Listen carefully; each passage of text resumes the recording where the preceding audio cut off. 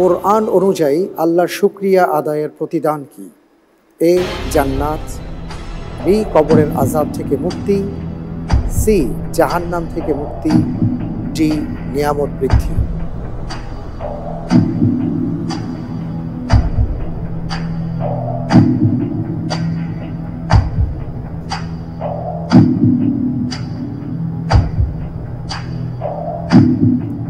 D.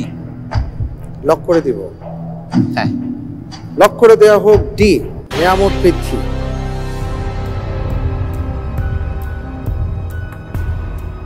আপনি যে উত্তরটি দিয়েছেন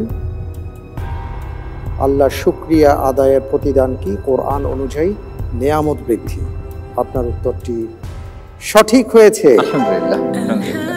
আল্লাহ সুবহানাহু ওয়া তাআলা বলেছেন, লা ইন শাকারতুম লা আযীদান্নাকুম ওয়া লা ইন কাফারতুম ইন্না আযাবি লাশাদীদ।